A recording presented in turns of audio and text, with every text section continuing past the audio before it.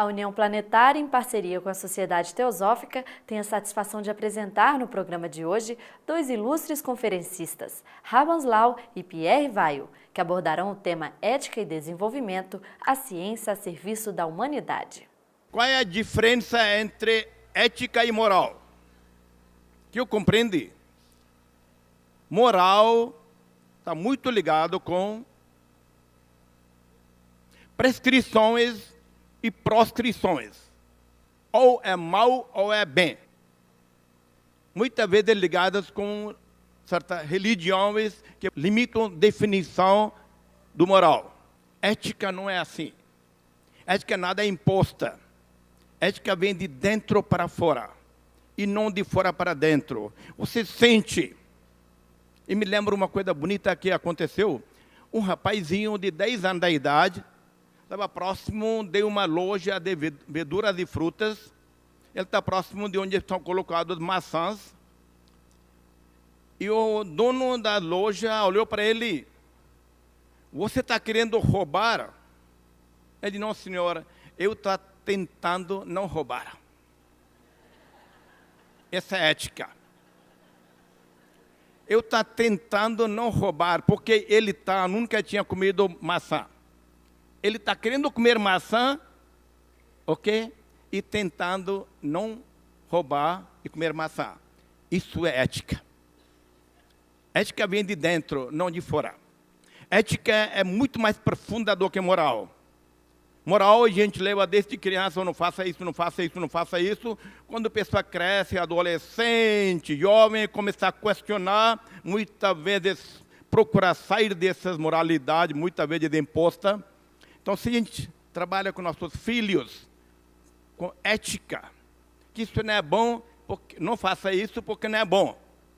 Porque não é bom porque você se sente mal. Porque você cresce espiritualmente, você não cresce internamente. Quando começar a falar linguagem mais de mudança interna, transformação da pessoa, a gente compreende o que é ética. E começar a conviver, começar a viver eticamente, começar a fazer coisas, tem que começar desde criança. Mas nunca é tarde, porque depois de 60 anos todo mundo é criança. E antes, muita gente comporta como criança, você sabe disso também. Outra coisa é a seguinte, eu estou procurando a diferença entre ciência e consciência. Muito parecidas, né?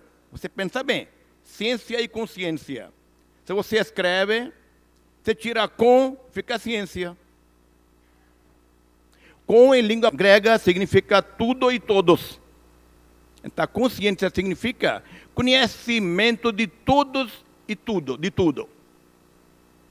A ciência conhece alguma coisa sobre aspectos físicos, sobre aspectos tecnológicos. A ciência limita pelo conhecimento. Pega a informação, analisa intelectualmente a informação, transforma em conhecimento. Agora, o que vamos fazer com conhecimento? Ciência não ensina nada. Razão que está acontecendo no mundo, que a ciência não prepara para a gente ser éticos. Ciência dá toda possibilidade para a ferramenta, para a tecnologia, para a industrialização, mas nunca diz nada o que vamos fazer com isso. Para isso, a gente precisa uma coisa que conhece bem mais do que só conhecimento de uma área limitada, e vem consciência. Então, consciência que leva para a abrangência. A consciência que integra a gente com outras pessoas. E nós integramos dentro de nós, fora de nós, em redor de nós, acima para baixo, baixo para cima, direita à esquerda, frente para trás, integramos universalmente através de estados elevados à consciência. Então, ciência mais consciência é desenvolvimento integral. Não despreza a matéria, não despreza aspectos físicos, nem fisiologia, mas também nem mente, nem emoções, nem sentimentos, nem talentos, nem intuição, nem criatividade e nem espiritualidade, que significa solidariedade, amor, compreensão, conversação, comunicação, tudo isso é embutidos dentro da visão da consciência. Então, ciência mais consciência é desenvolvimento, é crescimento integral, holístico, quântico, abrangente e todo. Agora, a ciência menos consciente está acontecendo atualmente. Então, ciência menos consciente é destruição e não tem saída. Conhecimento mal direcionado, ou qualquer direcionado, porque ciência não dá direção. A consciência dá direção. Nós temos que descobrir, através da consciência, a direção. Isso tem que começar logo, logo. Todo mundo tem que desenvolver consciência, nível estado da consciência, estado alterado da consciência, entra toda a psicologia. Isso desenvolvimento da consciência, juntamente com o desenvolvimento da ciência, integrar e vai dar resultado desejável. No caso, não contrário, destruição está acontecendo, muita gente está tentando só ciência, menos consciência. Outra coisa que é interessante, para você aprender alto grau de consciência, desenvolver alto grau de consciência, toma café. Café, C-A-F-E acentuado, não é isso? C é ciência, A é arte, F é filosofia, é espiritualidade acentuada. Agora, isso não é suficiente. Você pega todo quatro, faz uma mistura salada mal feita, também não faz sentido. Você sabe, café com leite dá um gosto diferente. Todo mundo sabe disso, porque leite tem capacidade de neutralizar alguns produtos químicos produzidos durante, quando você, café é torrado. Então, leite neutraliza. Leite começa com L. O que é L? L é ligação harmoniosa entre todos quatro. Elimina atritos entre eles. Mas não é suficiente. Tem gente que gosta de café com leite mais adoçante. E muita gente usa adoçante artificial para não engordar. E depois comer um docezinho para compensar. Então, adoçante com A. A significa que é tudo feito com amor doce. Não pode misturar a ciência, a arte, a filosofia, a espiritualidade, meramente querer misturar. Tem que ser feito com amor, sem atrito, com abraços, com compreensão, com sentimentos, com sensibilidade, com solidariedade. Esta é a resposta para o desenvolvimento da consciência integral. Em por causa dessa, a gente precisa escolher o caminho, a direção da ciência, sua aplicação, implicação, pela consciência bem desenvolvida, não vai haver problema, vai ser paz, amor, tudo canto. Então, precisa desenvolver esse estado de consciência cada vez mais, juntamente com ciência e tecnologias mais avançadas, para que a gente possa integrar, seja nuclear, seja eletromagnética, tanto faz. Qualquer coisa com tecnologia tem grande valor, porque facilita a vida, mas não necessariamente felicita a vida. Para felicitar a vida, precisamos consciência para que a ciência seja a serviço da humanidade. Agora, qual é a diferença entre ética e ótica? Ética e ótica estão muito relacionados. Se minha ótica é de ódio, é de ciúme, é de poder, resultado, a minha ética vai corresponder com isso.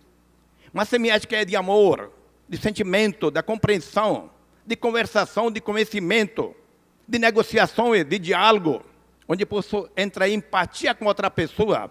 Uma terapeuta, se não entra em empatia com o paciente, porque a pessoa está cuidando, não vai muito longe. Anos e anos continua terapias. E não cresce muito.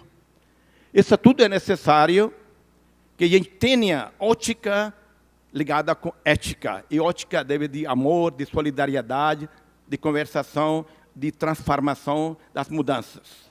Uma coisa que é interessante, a ética ensina a gente para compartilhar. Não é meu, nosso. Então, compartilhamento, consideração para outra pessoa, seu irmão, que está precisando de apoio. O que você tem? Não é só ter, tempo, uma palavra amigável para alguém, um gesto com seu olho, com sorriso, e com qualquer ato, até silêncio. Buda ajudava com compaixão só pelo silêncio. Técnica muito simples é ABCD. A, amor, B, bondade, C, compaixão e D, discernimento. Junta tudo quatro e a pessoa faz milagres. Então é necessário que a gente aprenda a compartilhar, ter consideração humana, sabemos conversar, sabemos dialogar e sabemos, ao mesmo tempo, que temos pouco, que temos quem tem pouco, impressionante que ela compartilha mais. Quem tem muito, não compartilha nada. Isso que é muito importante, é necessário que a gente tenha a comunicação. Dá um tempinho para alguém, 2 minutinhos. No trabalho com o paciente demonstrado, só você escuta, não precisa fazer nada. Depois de meia hora, ele diz, eu estou bem melhor. Só escuta, dá seu tempo, sua atenção.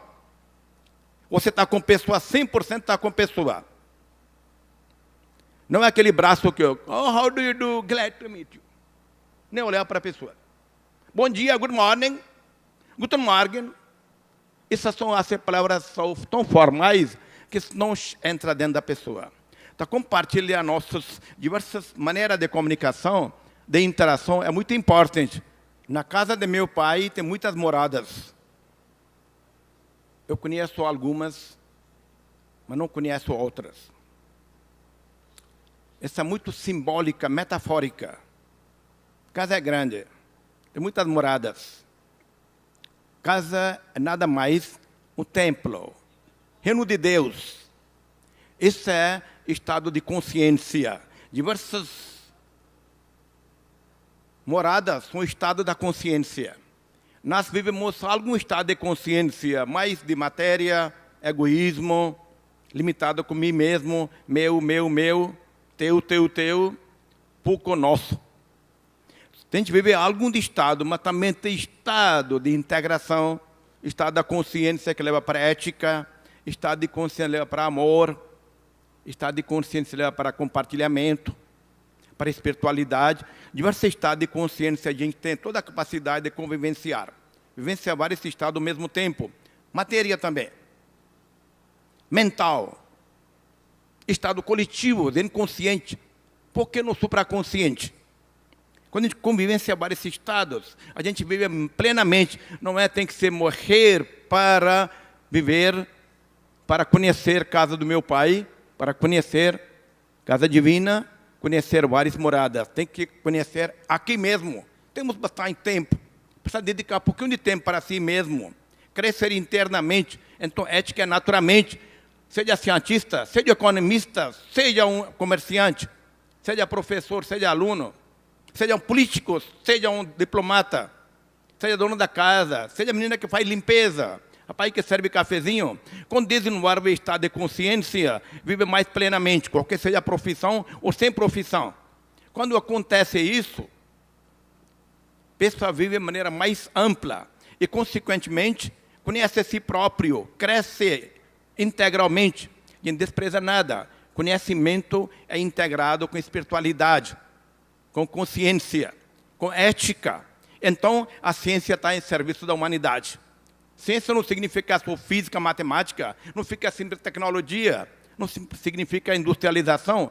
Qualquer ato que a gente faz com consciência, com despertar, com essa base, todo ato torna-se sagrado. Não é só um ato específico que torna-se sagrado. Cada ato é sagrado. Bom, o que é falsidade? Porque a gente vive uma vida falsa, limitadíssima. Desenvolve 2 ou 3 características na vida inteira. 5 sentidos, raciocínio analítico e mais. Cadê a emoção, sentimento, sensibilidade, intuição, criatividade, espiritualidade, amor, compreensão, solidariedade? Nada. Esses são diversos estados de consciência que o Lúcio Rodrigues transforma em música, dizendo que a gente pode chegar para si próprio, dentro de nós. Minha casa é a casa do meu pai, casa nossa, ok? Casa significa consciência. Eu só preciso me conscientizar da minha consciência.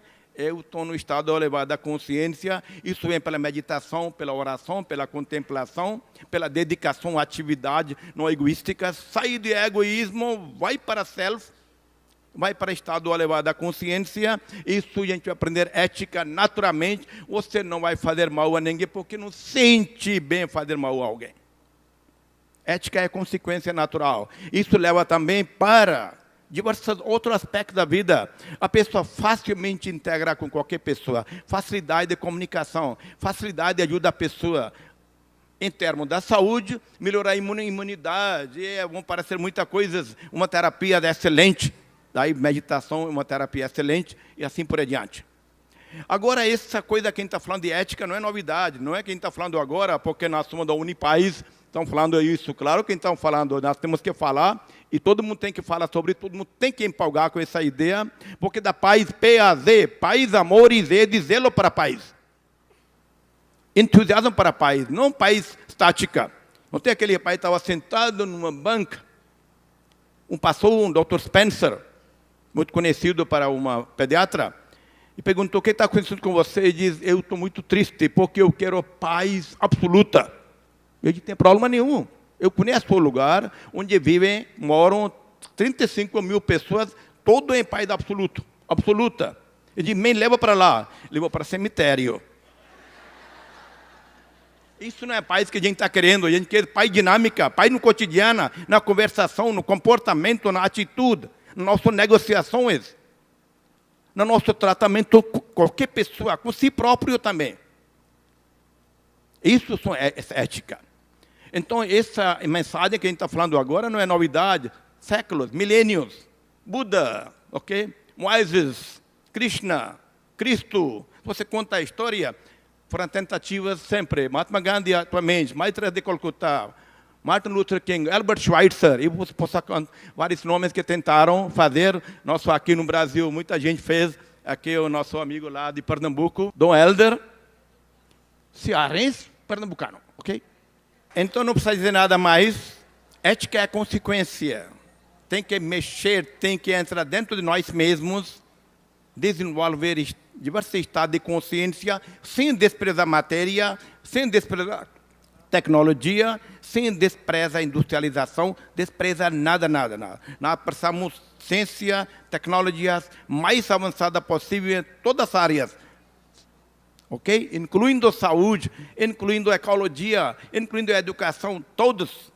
Mas também a gente precisa saber como que a gente vai aproveitar essa tecnologia, desenvolvimento da consciência, cada vez esse estado de consciência elevadas, mesmo tempo, integrando, harmonizando, quantizando todos esses aspectos, a gente tem vida plena, a ciência vai ser, como desejar fosse, a serviço da humanidade. Muito obrigado.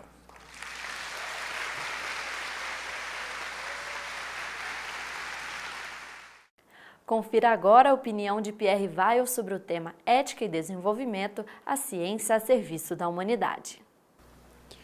E a questão que nos trouxe aqui é a relação entre ciência e ética. Então eu perguntarei primeiro de que ética estamos falando. É uma pergunta que eu me fiz no tempo em que se detronou o presidente Collor. Na rua, na rádio, na televisão, no rádio, na televisão, se ouvia um grito: precisamos de uma nova ética. Eu ficava ouvindo isto e me perguntando: que nova ética que é esta que eles estão querendo? E que antiga ética que eles não estão querendo? E fiquei meditando sobre isto, refletindo, e quando eu começo a meditar, a refletir muito, acabo escrevendo um livro. Então, escrevi um livro intitulado A Nova Ética. E nesse livro, eu estou mostrando que efetivamente tem uma antiga ética que ninguém mais quer. Porque ela foi uma ética imposta durante 4.000 anos de ditadura masculina. E a velha ética mosaica, a ética moralista, que teve a sua função de conter, através de colocar limites, dicas, ao instinto ainda desenfreado, pelo menos a ideia que fazemos disto, dos tempos antes de Moisés. Essa ética educada, condicionada, ela foi derrubada praticamente com o advento de Freud e da psicanálise. Freud e a psicanálise, através das suas terapias e também de uma certa ideologia que estava por detrás, tenderam a enfraquecer essa ética de um superego rígido, de uma espécie de polícia internalizada que reprima os nossos instintos, os nossos desejos, as nossas emoções, e que cria dentro de nós o que ele descreveu como uma constante briga entre o id, os instintos e o superego. Esse superego que é essa polícia interna. E houve então um movimento enorme de desmoronamento desse tipo de superego. E o problema é que ele não foi substituído. E se criou então essa crise de sentido da existência que assola a humanidade e a juventude a tal ponto que muitos entram na droga e tem mesmo caso de suicídio. Então se reclama de uma nova ética. E essa nova ética, ela existe.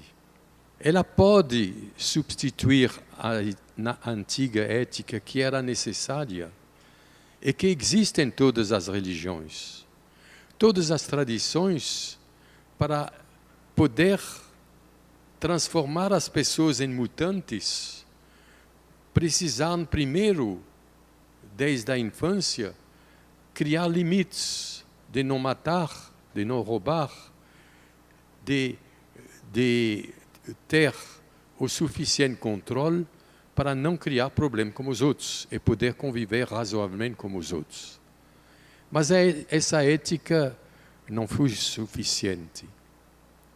Mas ela existia, por exemplo, além dos 10 mandamentos de Moisés. Por exemplo, no yoga hinduísta, nós temos os yamas e os niyamas, os preceitos e as proibições.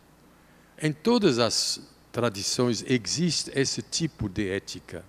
Ele uma diga, uma represa, está represando, mas ela não é suficiente. E quem levantou o caso dentro do judaísmo, que se transformou em cristianismo, foi Jesus. Quando ele, sem negar a antiga ética mosaica, acrescentou o que podemos chamar hoje de ética do coração. E essa ética do coração que precisamos dela e que precisamos desenvolver.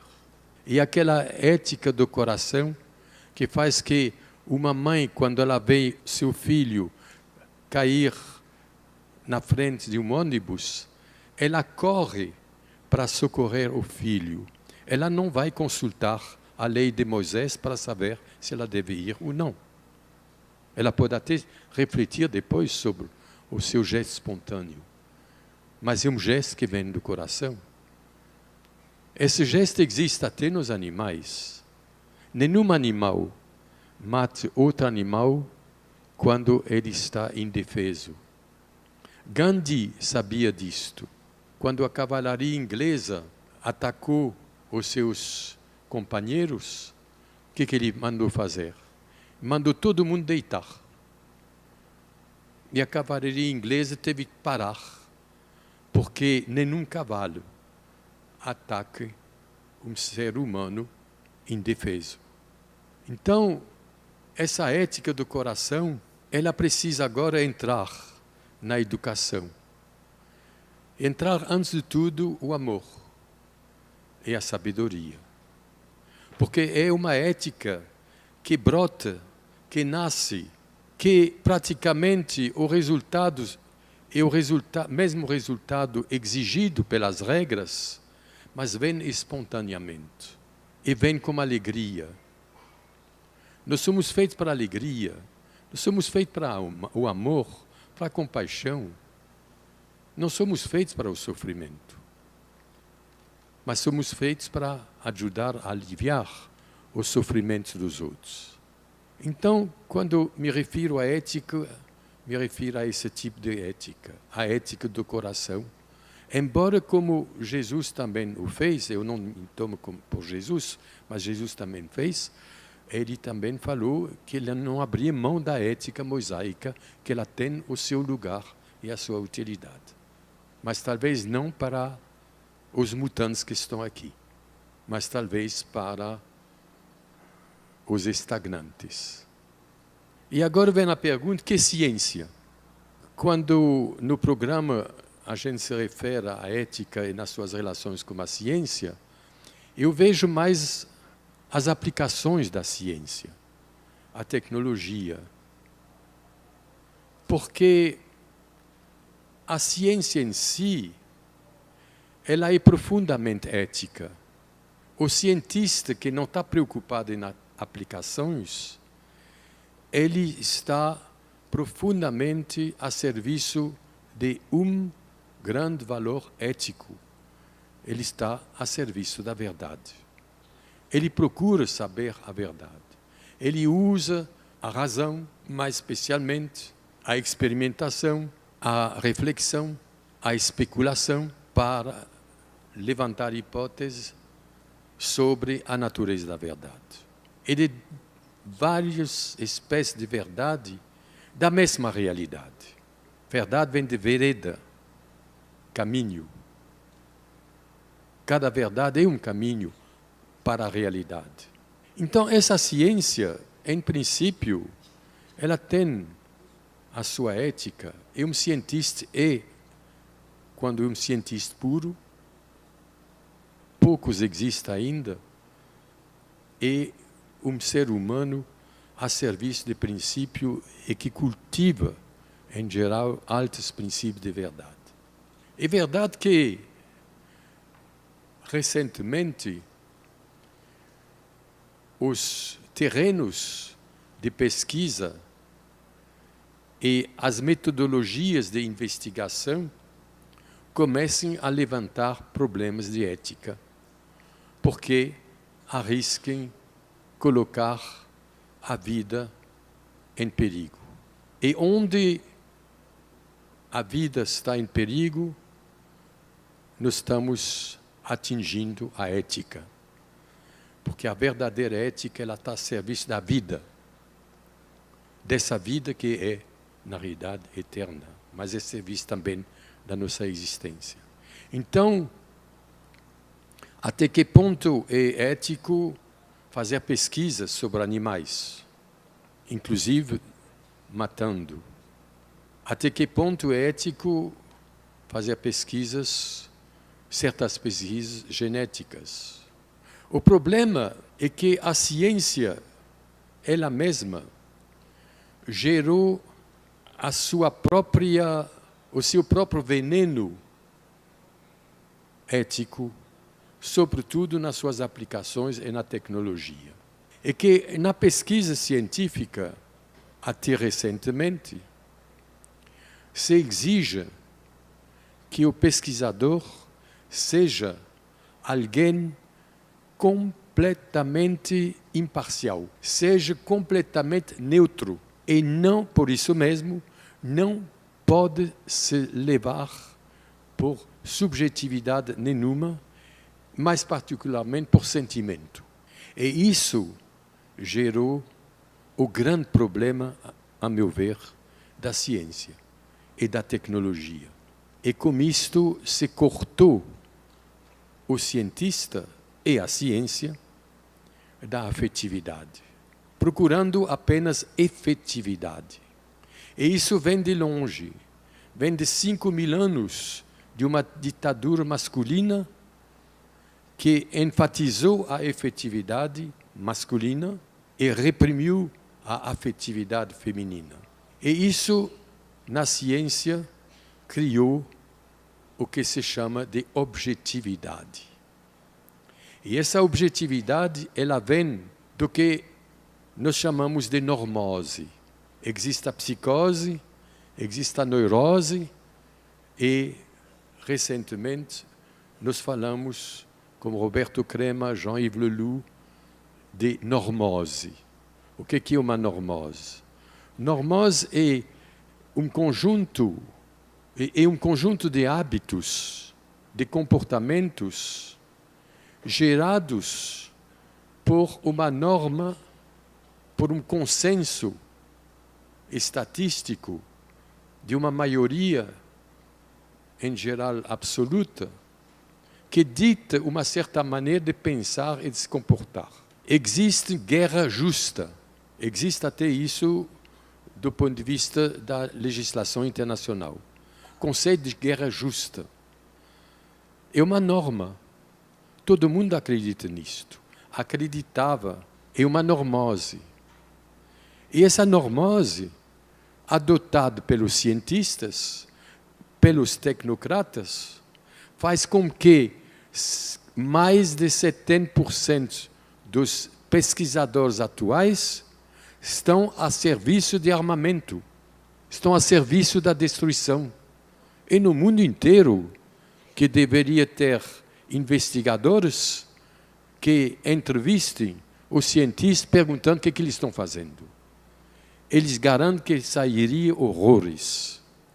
Mas eles têm a consciência tranquila, eles estão a serviço de uma norma, eles estão a serviço, eles se acham éticos e bem pagos.